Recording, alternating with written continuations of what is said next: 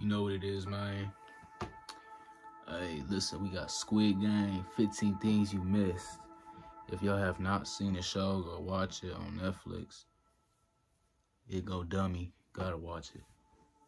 For sure gonna be a season 2. But I don't know if, dude, it's for sure gonna be a whole new set of players. But the dude that won, is he gonna come back, is my question, into the game.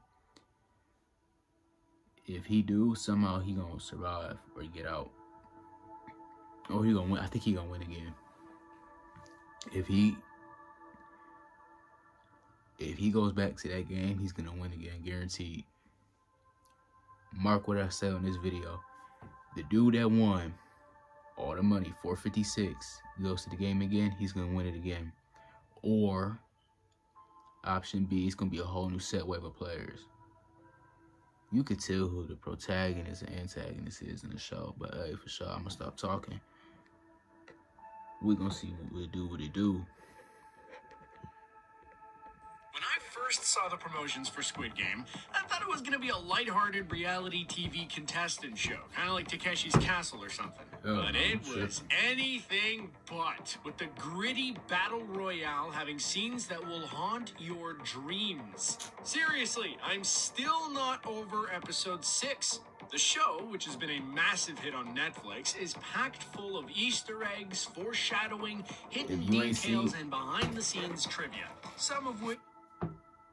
If you ain't seen the show, don't even watch this video. If I say something, I ruin it, that's your fault. We'd take a look at them here. Let's go. Ooh, now this is a Spoilers given, but there warned. will be many Squid Game spoilers in this video. So if you don't want to be eliminated from your spoiler-free game, I recommend coming back to this video after you finish the show. Now, let's start with the show's biggest twist. That Oh Il-nam, aka Player 1, is actually the mastermind behind the games and the one who's running it from behind the scenes. While this was undoubtedly a shocking moment for many of us out there, myself included, there were actually many clues as to his real identity. For starters, the fact that the neighborhood in the marble game looks so much like the one he grew up in as a child, the fact that his number is 1 and that there are no other elderly players in the game, the fact that he has a deep knowledge about the games played, such as Tug of War, and his delight at playing red light, green light despite all the violence happening around him. But there are some even bigger moments of foreshadowing that we missed the first time around. Such as the robotic girl's scanner in red light, green light not picking him up as a player, the fact that his name translated into English is number 1 man, and in the scanner in red light, green light not picking him up as a player, the fact that his name translated into English is number 1 man, and in the montage where multiple contestants are waiting for the van to re-enter the game, they're all gassed except for Oh Il-nam, who just enters the van of his own volition. Also, in his conversation with Song Gi-hun, Oh Il-nam basically convinces him to rejoin the game and goes through his reasoning for why he wants to keep on playing. We really should have seen it coming. The knowledge of what the next game will entail is constantly sought after throughout the show, and players like the Doctor, who obtain information on the next game by providing favors, are eliminated due to it not being fair to the other players. However, every player had the opportunity to learn what game would be next if they paid close enough attention. That's because on the walls of the dormitory where the players sleep, you can see murals of children playing different games, all of which are played at some point in the show. If you look closely, you can see an illustration for Red Light, Green Light, Tug of War, the Glass Bridge, and, of course, the Squid Game itself. Continuing on this voting train, a number of characters' deaths in the show are foreshadowed in their lives outside of the game after the vote is called to stop it. For instance, Kang Se-byok holds a knife to a man's throat and tells him she'll rip it open, which is similar to her death at the hands of scumbag Cho Sang-woo. Another resident scumbag, Jung Deok-soo's death is foreshadowed as he jumps off of a bridge after being trapped by some gangsters trying to kill him, just like the moment he falls to his death from the glass bridge in the game. Ali also steals money and leaves a man to die, just like Cho Sang-woo does to him in the game, while Cho Sang-woo lies in a bathtub in a drenched suit, foreshadowing his fight with Song Gi-hun in the rain wearing a drenched suit. Still with the foreshadowing, at the arcade, Song Gi-hun picks a certain prize to give to his daughter due to the way it looks. Ironically, the box just so happens to resemble the coffins the players are placed in when they're eliminated, while the box has a realistic-looking gun lighter inside, perhaps indicating the true violence of the games. Now, this one's a bit contentious, but Song Gi-hun wins $4.5 million at the racetrack. And seeing as his number in the game is 456, and he wins $4.5 million, and there are 6 zeros in a million, maybe that's also foreshadowing his number? Maybe? One of the most notable visuals in the show are the uniforms and masks the guards wear in the game. Yeah, what is this, Seeing PlayStation? as the soldiers are basically indistinguishable, wearing the same costumes, they're given different shapes on their masks so people can tell the difference, with the circle representing workers, the triangle representing soldiers, and the square representing managers. And I have to admit, it's a game show, and these look like PlayStation symbols to me, so maybe there's that too. However, the shape of the mask and the different roles they have were based on ants and an ant colony, which fits with the animal mask theme seen throughout the show. Another notable visual is the colorful and intricate staircase the players must ascend to get to the next game. Now, if those stairs seem familiar to you, there's a good reason for that. That's because they were inspired by Escher's Relativity, which is a lithograph print by the Dutch artist MC Escher, and depicts a world in which the normal laws of gravity do not apply. This is pretty fitting, seeing as the laws of the normal world and society do not apply in the world of the games, or hell as the players call it. Jung Ho-yeon stole many a person's heart with her performance as Kung Se-bayok, with many fans falling in love with the character. What makes it even more impressive is that this is actually her first ever acting role. But Koreans will likely be very familiar with Jung Ho-yeon, as she is a well-known fashion model in the country and was a runner-up in the 4th contest of Korea's Next Top Model.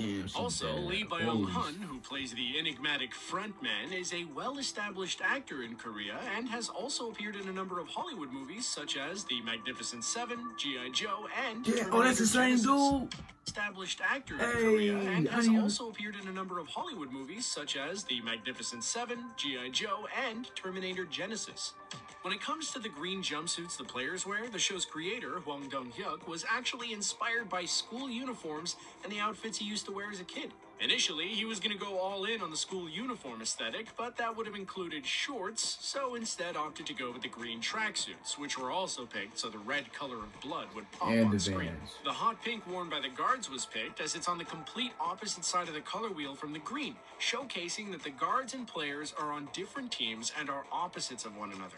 Now, while the Squid Game is unfortunately embroiled in plagiarism claims, with some stating it as a copy of the 2014 Japanese movie As God Wills, Hwang Dong-hyuk has claimed that his inspiration was manhwa, which are Korean comics that he used to read as a child. Before it got the title The Squid Game, it actually went by another, admittedly much more boring name. In 2019, Netflix announced the show was to be called Round 6, which is in keeping with the 6 different games the contestants play. But this was eventually changed to the much more fun title, Squid Game. The Squid Game is visually stunning and very aesthetically appealing, with the big, immersive sets where the games are played being especially captivating. Surprisingly, though, these sets were actually built for real, with very little VFX used in the show. And for instance, the set used for Red Light, Green Light, including the robotic girl, were actually built for real, all of which allowed the actors to fully immerse in the scene. With the crazy amount of foreshadowing and intricate storytelling, it's not surprising to learn that the script has actually been in development for some time. In fact, Hwang Dong-hyuk actually started the script all the way back in 2008, finishing the first draft in 2009, but still having to wait 10 years to successfully pitch it. Still, he had to wait to actually finish the series, with filming at one point postponed due to COVID.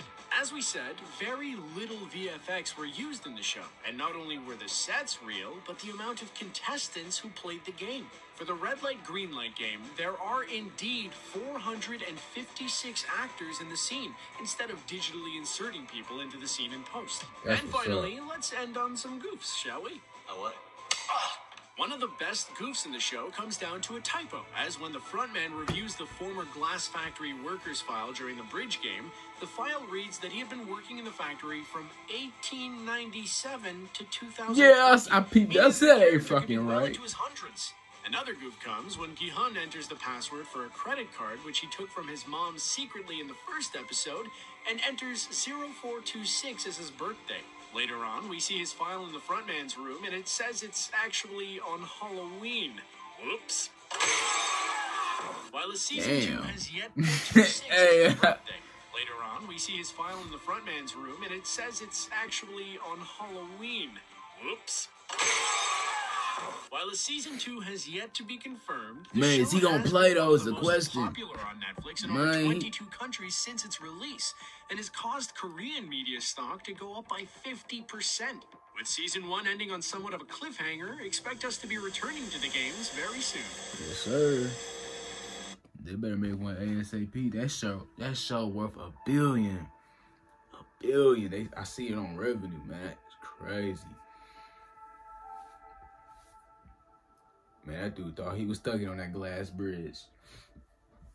Bro, that won it off. He chose #1. He would have been, man. The one dude on the glass bridge was stuck and he was skipping on the one. Y'all see that part? My man was stuck and he had a one across 3 photo. Then he stopped and he fell. Said, damn. Hey, man, that's it. Like, comment, share, subscribe.